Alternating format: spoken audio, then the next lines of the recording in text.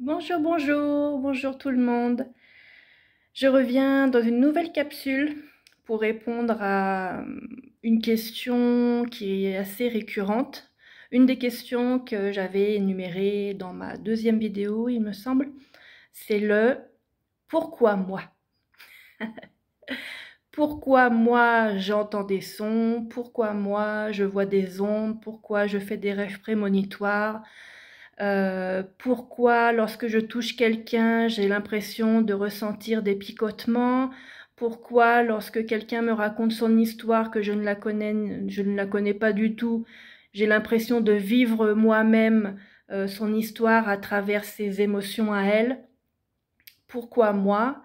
C'est une question vraiment, c'est une question très profonde. Alors moi, je me suis beaucoup posé la question jusqu'à il y a pas très longtemps d'ailleurs, parce que à partir du moment où on a conscience que, bah, tout ça est en nous, on se pose la question tout le temps: «Mais pourquoi moi? Pourquoi j'ai des prémonitions? Pourquoi je sens que telle personne va décéder? Pourquoi telle personne qui vient de décéder vient me voir? Pourquoi elle me parle? Qu'est-ce qu'elle veut? Quel est l'intérêt pour moi?» etc. Alors d'abord, il faut se dire, je pense, il faut se demander, déjà il faut prendre ça comme une bénédiction, se dire, ok, je suis capable de ça, je dois l'accepter.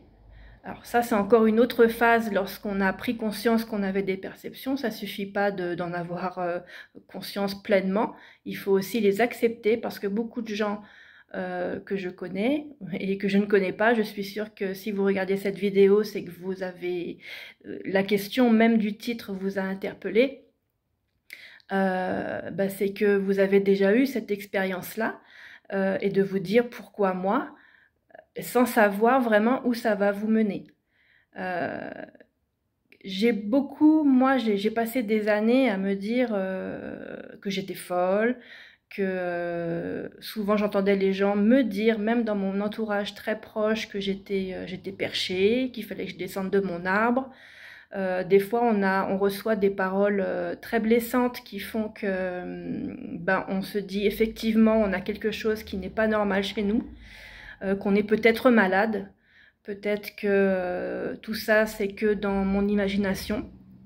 Bah, du coup, on enfouit ça loin dans notre esprit. Mais en fait, comme on a déjà ça en nous, comme je le répète, c'est quelque chose qui est inné, mais qu'on va développer ou non, ah bah, à un moment donné, quand on a des capacités comme ça, elles ressortent, elles veulent sortir. On ne peut pas enfermer un animal, un fauve dans une cage. À un moment donné, il va devenir fou, il va défoncer la cage. Et quand l'animal défonce la cage, je peux vous dire que ça fait mal. Alors quand il s'agit de vous, ça fait d'autant plus mal. Donc la meilleure des choses, c'est de pouvoir les accepter tranquillement, j'allais dire petit à petit, et dans la mesure du possible, de demander à l'univers simplement de rencontrer des personnes qui seraient capables de vous expliquer ce qui vous arrive. Physiquement, j'ai jamais vraiment eu de réponse, même d'hypothèse de réponse sur le fait que telle personne a ces capacités-là, qu'une autre personne a d'autres capacités. Je pense que on arrive tous sur Terre avec un câblage neuronal qui est particulier par rapport à la génétique, par rapport à l'environnement où on va arriver, par rapport à la culture, par rapport à plein de paramètres, ce qui fait que le câblage neuronal va continuer à se faire.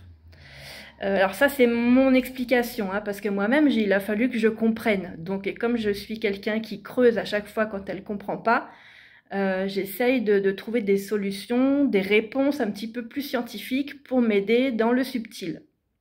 Parce qu'au final, tout est lié.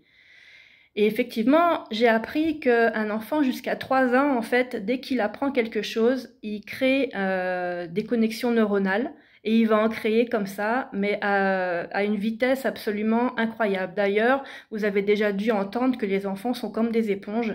Dès qu'ils voient quelque chose, ils vont vouloir le reproduire, même s'ils tombent, même s'ils se font mal, ils vont le reproduire jusqu'à ce qu'ils réussissent.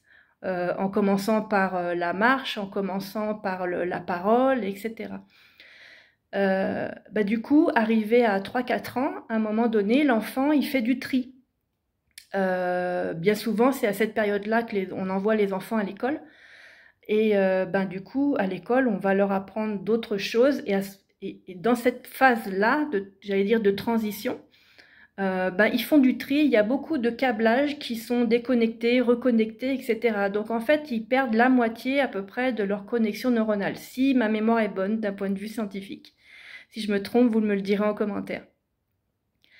Mais chez certaines personnes, chez certains enfants, le câblage en fait ne va pas se diminuer. Il va plutôt continuer son petit bonhomme de chemin, ou alors il va y avoir des câblages complémentaires, etc. Ce qui fait que le cerveau va se développer d'une manière un peu plus, je sais pas comment l'expliquer, ça va être différent. C'est souvent on va retrouver ce type de câblage chez les enfants qui commencent à donner des signes de créativité, par exemple des enfants qui sont doués en musique, en dessin, en art, tout simplement parce que la partie du cerveau qui traite la partie artistique va aussi permettre de s'évader. C'est avec cette partie-là du cerveau que, en étant un peu plus âgé ou même adulte, on arrive à s'intérioriser en faisant de la relaxation, de la sophrologie et de la méditation. Et les états cérébraux, en fait, vont être différents en fonction de ce que vous allez faire. Et lorsque vous êtes, par exemple, en train de peindre ou en train de dessiner, en train de jouer un instrument de musique, votre cerveau est dans le même état que si vous étiez en sommeil profond, avec une vibration particulière, ou en méditation.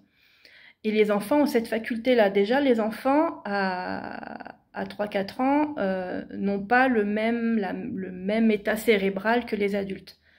Je ne vais pas rentrer dans le descriptif des états cérébraux, vous pourrez le trouver sur Internet facilement, ou j'en reparlerai dans une autre vidéo.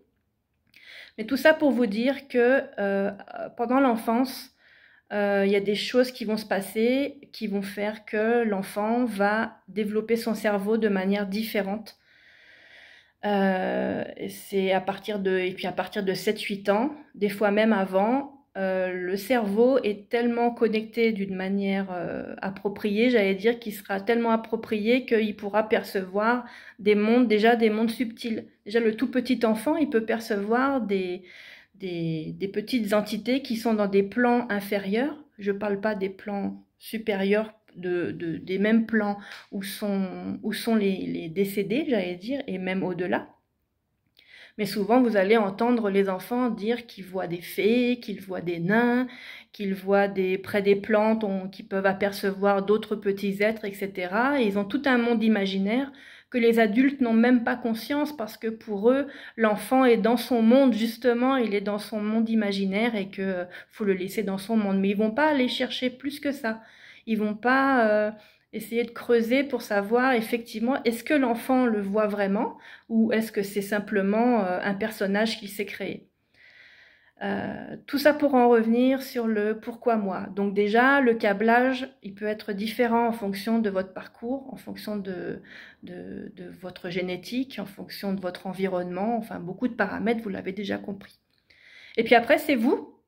Tout simplement, je pense que chacun va, dans son cœur en tout cas, va savoir s'il doit écouter telle intuition. Au départ, ça peut être des intuitions. Tiens, je dois aller à tel endroit, mais mon intuition me dit qu'il ne faut pas que je prenne cette route-là, qu'il faut que je passe par un autre petit chemin. C'est vrai que je vais perdre du temps, ça va être plus long, je vais peut-être être en retard à mon rendez-vous, mais c'est plus fort que vous. Vous allez vouloir absolument prendre la petite route. Et finalement, quand vous arrivez à votre rendez-vous, vous vous rendez compte qu'il y avait un gros accident sur la route et que finalement, vous seriez peut-être jamais arrivé à ce rendez-vous-là. Enfin, des petites histoires comme ça, je suis sûre que vous-même, vous en avez pas mal. Donc, en fait, tout va commencer par des intuitions et puis après, ça va se développer. Mais pourquoi vous? Concrètement, je ne sais pas. On est toujours dans le doute de toute façon. Même quand on le sait, on est toujours dans le doute. En tout cas, moi, quand je suis en soins et que, par exemple, dernièrement, j'ai eu quelqu'un en soins, il m'a rien dit au départ, j'ai fait mon soin et quand le soin a été terminé, le massage en tout cas, je lui ai dit voilà, il y avait une femme qui était là, elle était un peu en retrait, elle était comme une observatrice. Et effectivement, avant de commencer le soin, il me dit que ben oui, il a demandé que pour ce soin-là, en fait, il y a quelqu'un, un guide qui vienne l'accompagner, mais sans être vraiment présent, en fait, d'être juste là à bonne distance. Et il a demandé que ce soit une femme, et je lui ai dit effectivement, c'était une femme. Donc, au moment où moi je transmets le message de ce que j'ai vu, j'ai toujours ce doute de me dire est-ce que c'est mon imagination, est-ce que je suis dans le vrai, etc. Et quand quelqu'un ne m'a pas dit ce qui s'est passé avant et qui me le dit tout simplement après, je me dis non, effectivement, Cristal, t'es pas folle, il y a quelque chose en toi qui fait que... Et c'est pour ça que je suis devant la caméra maintenant, c'est parce que pourquoi moi, bah maintenant je me la pose plus la question. Ben, c'est parce que ça devait être toi, et puis voilà ce que tu devais faire. Et si ton intuition te dit de faire telle chose pour transmettre, eh bien fais-le. Si elle te dit de faire des vidéos pour partager en fait des idées ou des expériences sur ton parcours par rapport au monde subtil et à la médiumnité, ben fais-le. Alors je vous avoue que c'est pas facile parce que être derrière une caméra et puis de pas avoir trop d'interaction, c'est une chose, mais après de parler de ce sujet-là, qui est un sujet à part entière, c'est encore autre chose. Donc je compte vraiment sur vous et vos commentaires pour aider la suite des vidéos à apparaître. Je vous remercie beaucoup d'avoir écouté cette vidéo parce que je pense que cette première question est importante. Donc vous ne vous la posez plus tout simplement. Pourquoi vous? Eh bien parce que c'est vous, parce que vous êtes formidable, parce que cette capacité-là, peut-être que personne d'autre ne l'a, et qu'il faut l'utiliser pour aider vos congénères tout simplement, pour aider l'humanité, pour aider des animaux, pour aider le vivant. Voilà, j'espère que je ne peux pas être plus claire que ça. Désolée mon émogote. Et puis je vous dis à la prochaine vidéo. À très bientôt.